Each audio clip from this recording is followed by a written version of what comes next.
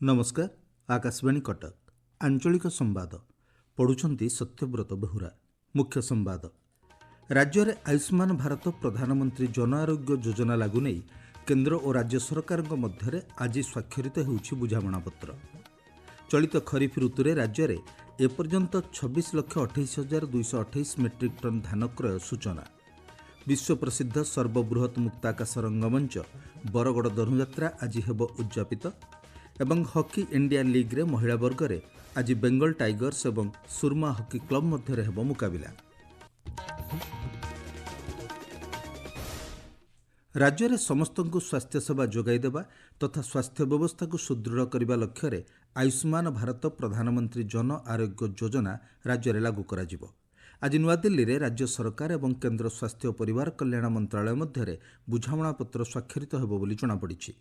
नुआदिल्लीर विज्ञान भवन में हेबाकुथिबा कार्यक्रम में केंद्र स्वास्थ्य मंत्री जेपी नड्डा, मुख्यमंत्री मोहन चरण माझी और राज्य स्वास्थ्य मंत्री डॉक्टर मुकेश महालिंग उपस्थित रहिबे। कार्यक्रम में केंद्र मंत्री धर्मेंद्र प्रधान और जुएल ओराम मध्य जोगदेबे बोली सूचना मिली। मुख्यमंत्री मोहन चरण माझी पुष्पुनीर शुभेच्छा जणाइछंती। सामाजिक गणमाध्यम पोस्टरे मुख्यमंत्री पश्चिम ओडिशार प्रसिद्ध पर्व पुष्पुनी अवसर में समस्तଙ୍କୁ शुभेच्छा जणाई कहिछंती नुआखाई परे पुष्पुनी को पश्चिम ओडिशार द्वितीय गणपर्व भाव पालन करा जायथाय।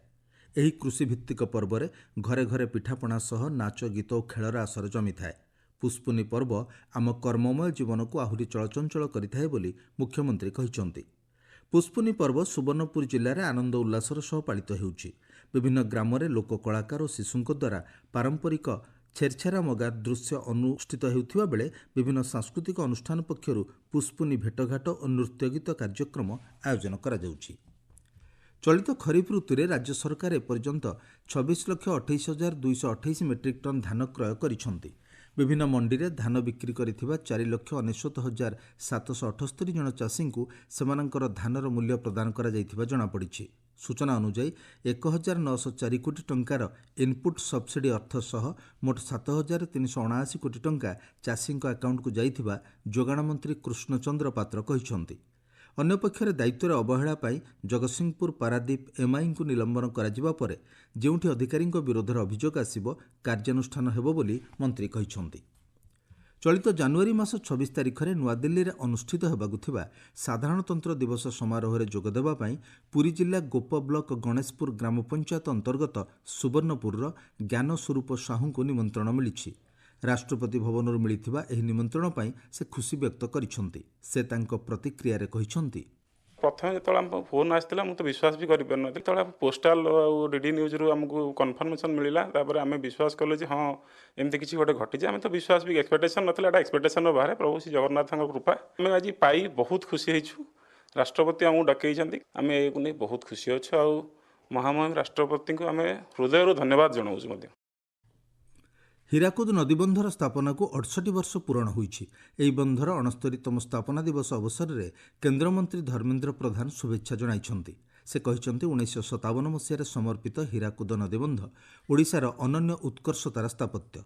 राज्यर सामग्रिक अभिवृद्धि समृद्धि स्थायित्व और विकासर प्रतीक भाव में हीराकुद नदीबंध बन्या नियंत्रण कृषि जलसेचन खाद्य सुरक्षा और विद्युत उत्पादन क्षेत्र में गुरुत्वपूर्ण भूमिका ग्रहण करिछि। सूचनायोग्य एम विश्वेश्वराय प्रस्ताव क्रमे 1946 मसीहा मार्च 15 तारिख में हीराकुद नदीबंधर शिलान्यास करा जायथिला। स्वाधीन भारतर प्रथम प्रधानमंत्री पंडित जवाहरलाल नेहरू 1957 मसीहा जनवरी 13 तारिख में देशर एही दीर्घतम डैम्र लोकार्पण करथिले।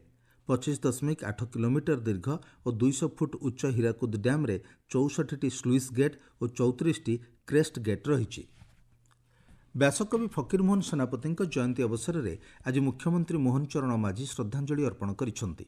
सामाजिक गणमाध्यम पोस्टरे मुख्यमंत्री कहिसेंती व्यासकवि फकीरमोहन सेनापति आधुनिक ओडिया भाषा साहित्यर जनक थिले। 1843 मसीहा जनवरी 13 तारिख में जन्मग्रहण करथिबा फकीरमोहन सेनापति एकाधारे गाल्पिक लेखक कवि और समाज संस्कारक थिले। ओडिया साहित्यर कथा सम्राट भाव परिचित स्वर्गत फकीरमोहन सेनापति रचित रेवती डाकमुनिसी धूलिया बाबा पेटेंट मेडिसिन भली क्षुद्र गल्प एवं 6 मान 8 घंट उपन्यास ओडिया साहित्यर अनन्य कृति। आपण माने आंचलिक संवाद शुणुछंती आकाशवाणी कटक केन्द्ररू। विश्व प्रसिद्ध सर्वबृहत मुक्ताकाश रंगमंच बरगड़ धनुଯାत्रा आज उद्यापित हेब। सूचना अनुଯାयी आज कृष्ण बलरामଙ୍କ मथुरा भ्रमण, कुबलया और अष्टमल्लबद्ध, शिवधनुभंग, कंसबद्ध और उग्रसेनଙ୍କ राज्याभिषेक अभिनीत हेब। गतकाली मुख्यमंत्री मोहन चरण माझी ଏହି କାର୍ଯ୍ୟକ୍ରମରେ ରାଜ ଅତିଥି ଭାବେ ଯୋଗଦେଇ ଧନୁଯାତ୍ରା ଆମ ମାଟିର ମହକ ଓ ଇତିହାସର ମୁଖଶାଳା ବୋଲି କହିଥିଲେ। ଅନ୍ୟପକ୍ଷରେ ଆଗାମୀ 1 ବର୍ଷ ମଧ୍ୟରେ 12 କୋଟି 80 ଲକ୍ଷ ଟଙ୍କା ବ୍ୟୟରେ ଧନୁଯାତ୍ରାର ସ୍ଥାୟୀ ରାଜମହଲ ନିର୍ମାଣ ପାଇଁ ଡିପିଆର୍ ପ୍ରସ୍ତୁତ ହୋଇଥିବା ସେ କହିଥିଲେ। ଆସନ୍ତୁ ଶୁଣିବା ଆମ ବରଗଡ଼ ସମ୍ବାଦଦାତା ଉମେଶ ଚନ୍ଦ୍ର ବିଶ୍ୱାଳଙ୍କ ରିପୋର୍ଟ। ଧନୁଯାତ୍ରାର ଅନ୍ତିମ ଦୃଶ୍ୟ ଦେଖିବା ପାଇଁ ଲକ୍ଷାଧିକ ସଂଖ୍ୟାରେ ଦର୍ଶକଙ୍କ ସମାଗମ ହେବାର ଅନୁମାନ କରାଯାଉଛି। ସୂଚନା ଓ ଲୋକସମ୍ପର୍କ ବିଭାଗ ପକ୍ଷରୁ ଏହି କାର୍ଯ୍ୟକ୍ରମର ସିଧା ପ୍ରସାରଣ ବ୍ୟବସ୍ଥା ହୋଇଛି। ବରଗଡ଼ର ନିଶାମଣି ହାଇସ୍କୁଲ ପଡ଼ିଆ କଂସ ଦରବାର ନିକଟରେ କଂସଙ୍କ ଏକ ବିରାଟ ପ୍ରତିକୃତି ତିଆରି ହୋଇଛି। କଂସବଧ ପରେ ଏଥିରେ ଅଗ୍ନି ସଂଯୋଗ ସହ ଆତସବାଜି ପ୍ରଦର୍ଶନୀ କରାଯିବ। ଆଜି ରାତି 10ଟା ସୁଦ୍ଧା କଂସବଧ ହେବ ବୋଲି ଆୟୋଜକଙ୍କ ସୂତ୍ରରୁ ଜଣାପଡ଼ିଛି। କୃଷ୍ଣ ବଳରାମଙ୍କ ମଥୁରା ନଗରୀ ପରିକ୍ରମା, ହାଟପଦାରେ ଧନୁଭଙ୍ଗ, କୁବଳୟା ହାତୀ ବଧ, ଚାଣୁର ମୁଷ୍ଟିକ ଅଷ୍ଟମଲ୍ଲ ବଧ ଏବଂ ଶେଷରେ କଂସବଧ ଓ ଉଗ୍ରସେନଙ୍କ ରାଜ୍ୟାଭିଷେକ ଦୃଶ୍ୟ ସହ 77ତମ ବରଗଡ଼ ଧନୁଯାତ୍ରା ଉଦ୍ଯାପିତ ହେବ। ମଥୁରା ନଗରୀ ବରଗଡ଼ରୁ ଆକାଶବାଣୀ ସମାଚାର ପାଇଁ ଉମେଶ ଚନ୍ଦ୍ର ବିଶ୍ୱାଳ। ବରଗଡ଼ର ବିଶ୍ୱପ୍ରସିଦ୍ଧ ଧନୁଯାତ୍ରା ସମେତ ପଶ୍ଚିମାଞ୍ଚଳର ବିଭିନ୍ନ ସ୍ଥାନରେ ହେଉଥିବା ଧନୁଯାତ୍ରାକୁ ବିଶ୍ୱ ଦରବାରରେ ପହଞ୍ଚାଇବାକୁ ଆଗାମୀ ଦିନରେ ପ୍ରାମାଣିକ ଚଳଚ୍ଚିତ୍ର ନିର୍ମାଣ କରାଯିବ। ବଲାଙ୍ଗୀର ନିକଟସ୍ଥ ଭାଲେରେର 105ତମ ଧନୁଯାତ୍ରାରେ ଅତିଥି ଭାବେ ଯୋଗଦେଇ ଉଚ୍ଚଶିକ୍ଷା ମନ୍ତ୍ରୀ ସୂର୍ଯ୍ୟବଂଶୀ ସୁରଜ ଏହା କହିଛନ୍ତି। ଏଥିରେ ସ୍ୱାସ୍ଥ୍ୟମନ୍ତ୍ରୀ ଡକ୍ଟର ମୁକେଶ ମହାଲିଙ୍ଗ, ବିଧାୟକ ସନାତନ ବିଜୁଳି ପ୍ରମୁଖ ଯୋଗ ଦେଇଥିଲେ। ରାଜା ବାହାଦୁର ରାମଚନ୍ଦ୍ର ମର୍ଦ୍ଦରାଜ ଦେଓଙ୍କ ଜୟନ୍ତୀ ଅବସରରେ ମୁଖ୍ୟମନ୍ତ୍ରୀ ମୋହନ ଚରଣ ମାଝୀ ବିନମ୍ର ଶ୍ରଦ୍ଧାଞ୍ଜଳି ଅର୍ପଣ କରିଛନ୍ତି। କେନ୍ଦ୍ରମନ୍ତ୍ରୀ ଧର୍ମେନ୍ଦ୍ର ପ୍ରଧାନ ତାଙ୍କ ସ୍ମୃତିଚାରଣ କରି କହିଛନ୍ତି, ସ୍ୱତନ୍ତ୍ର ଉତ୍କଳ ପ୍ରଦେଶ ଗଠନର ଅନ୍ୟତମ ପୁରୋଧା ଥିଲେ ରାଜା ବାହାଦୁର ରାମଚନ୍ଦ୍ର ମର୍ଦ୍ଦରାଜ ଦେଓ। ଏହି ଅବସରରେ ଆଜି ସକାଳେ ଭୁବନେଶ୍ୱରସ୍ଥିତ ଏଜି ଛକରେ ଥିବା ରାଜା ରାମଚନ୍ଦ୍ର ମର୍ଦ୍ଦରାଜ ଦେଓଙ୍କ ପ୍ରତିମୂର୍ତ୍ତିରେ ବିଶିଷ୍ଟ ବ୍ୟକ୍ତିମାନେ ମାଲ୍ୟାର୍ପଣ କରିଥିଲେ। ଆଜି ଅପରାହ୍ନରେ ଭୁବନେଶ୍ୱର ଜୟଦେବ ଭବନରେ ପୂଜ୍ୟପୂଜା ସାହିତ୍ୟ ସଂସଦ ପକ୍ଷରୁ ସ୍ୱର୍ଗତ ଦେଓଙ୍କ ଜୀବନୀ ଓ ଅବଦାନ ସମ୍ପର୍କରେ ଏକ ଆଲୋଚନାଚକ୍ର ଅନୁଷ୍ଠିତ ହେବ। ସେହିପରି ସନ୍ଧ୍ୟାରେ ଜୟଦେବ ଭବନଠାରେ ଏକ ସାଧାରଣ ସଭାରେ ଆନ୍ଧ୍ରପ୍ରଦେଶ ଓ ଛତିଶଗଡ଼ର ପୂର୍ବତନ ରାଜ୍ୟପାଳ ବିଶ୍ୱଭୂଷଣ ହରିଚନ୍ଦନ ମୁଖ୍ୟ ଅତିଥି ଭାବେ ଯୋଗଦେବେ। ଏଥିରେ ବାଣିଜ୍ୟ ପରିବହନ ମନ୍ତ୍ରୀ ବିଭୂତିଭୂଷଣ ଜେନା ଏବଂ ମତ୍ସ୍ୟ ଓ ପ୍ରାଣୀ ସମ୍ପଦ ବିକାଶ ମନ୍ତ୍ରୀ ଗୋକୁଳାନନ୍ଦ ମଲ୍ଲିକ ସମ୍ମାନନୀୟ ଅତିଥି ଭାବରେ ଯୋଗଦେବେ ବୋଲି ଜଣାପଡ଼ିଛି।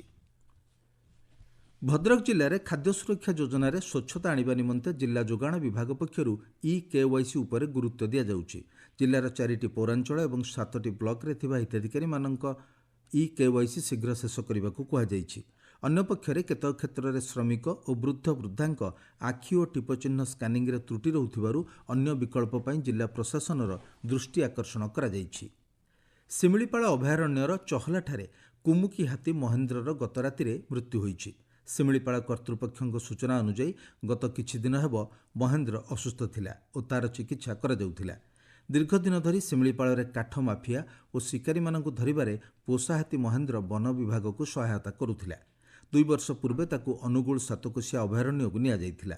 କିଛି ମାସ ପୂର୍ବରୁ ଶିମିଳିପାଳକୁ ଫେରିବା ପରେ ଦେହ ଅସୁସ୍ଥ ହେବାରୁ ମହେନ୍ଦ୍ରର ଚିକିତ୍ସା ଜାରି ରହିଥିଲା। ମହେନ୍ଦ୍ରର ଆନୁମାନିକ ବୟସ 65 ବର୍ଷରୁ ଅଧିକ ହେବ। ମହେନ୍ଦ୍ର ମୃତ୍ୟୁକୁ ନେଇ ଜଙ୍ଗଲ, ପରିବେଶ ଓ ଜଳବାୟୁ ପରିବର୍ତ୍ତନ ବିଭାଗ ମନ୍ତ୍ରୀ ଗଣେଶ ରାମ ସିଂ ଖୁଣ୍ଟିଆ ଦୁଃଖ ପ୍ରକାଶ କରିଛନ୍ତି। ହକି ଇଣ୍ଡିଆ ଲିଗ୍ରେ ଆଜି ମହିଳା ବର୍ଗରେ ରାଞ୍ଚିର ଜୟପାଲ ସିଂ ଷ୍ଟାଡିୟମରେ ସାର୍ଚିରାର ବେଙ୍ଗଲ ଟାଇଗର୍ସ ଓ ସୁରମା ହକି କ୍ଲବ ମଧ୍ୟରେ ସନ୍ଧ୍ୟା 6ଟାରେ ମ୍ୟାଚ୍ ଆରମ୍ଭ ହେବ। ସେହିପରି ପୁରୁଷ ବର୍ଗରେ ରାଉରକେଲା ବିର୍ସାମୁଣ୍ଡା ଷ୍ଟାଡିୟମରେ ରାତି 8:15 ତାମିଲନାଡୁ ଡ୍ରାଗନ୍ସ ଓ ଦିଲ୍ଲୀ ଏସ୍ଜି ପାଇପର୍ସ ମଧ୍ୟରେ ମୁକାବିଲା ହେବ।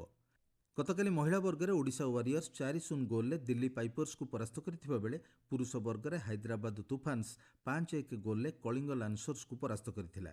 ମହିଳା ବର୍ଗରେ ଓଡ଼ିଶା ୱାରିୟର୍ସ 3 ପଏଣ୍ଟ ସହ ତାଲିକାର ଶୀର୍ଷରେ ରହିଥିବା ବେଳେ ପୁରୁଷ ବର୍ଗରେ 12 ପଏଣ୍ଟ ସହ ତାମିଲନାଡୁ ଡ୍ରାଗନ୍ସ ଶୀର୍ଷରେ ରହିଛି। ମୁଖ୍ୟ ସମ୍ବାଦ ପୁଣି ଥରେ। ରାଜ୍ୟରେ ଆୟୁଷ୍ମାନ ଭାରତ ପ୍ରଧାନମନ୍ତ୍ରୀ ଜନ ଆରୋଗ୍ୟ ଯୋଜନା ଲାଗୁ ନେଇ କେନ୍ଦ୍ର ଓ ରାଜ୍ୟ ସରକାରଙ୍କ ମଧ୍ୟରେ ଆଜି ସ୍ୱାକ୍ଷରିତ ହେଲା ବୁଝାମଣାପତ୍ର। ଚଳିତ ଖରିଫ ଋତୁରେ ରାଜ୍ୟରେ ଏପର୍ଯ୍ୟନ୍ତ 26,28,228 ମେଟ୍ରିକ୍ ଟନ୍ ଧାନ କ୍ରୟ ସୂଚନା। ବିଶ୍ୱପ୍ରସିଦ୍ଧ ସର୍ବବୃହତ ମୁକ୍ତାକାଶ ରଙ୍ଗମଞ୍ଚ ବରଗଡ଼ ଧନୁଯାତ୍ରା ଆଜି ହେବ ଉଦ୍ଯାପିତ ଏବଂ ହକି ଇଣ୍ଡିଆ ଲିଗ୍ରେ ମହିଳା ବର୍ଗରେ ଆଜି ବେଙ୍ଗଲ ଟାଇଗର୍ସ ଏବଂ ସୁରମା ହକି କ୍ଲବ ମଧ୍ୟରେ ହେବ ମୁକାବିଲା। ଆଞ୍ଚଳିକ ସମ୍ବାଦ ବର୍ତ୍ତମାନ ପାଇଁ ଏତିକି। ପରବର୍ତ୍ତୀ ଆଞ୍ଚଳିକ ସମ୍ବାଦ ଶୁଣିପାରିବେ ସନ୍ଧ୍ୟା 6:45 ମିନିଟ୍ରେ।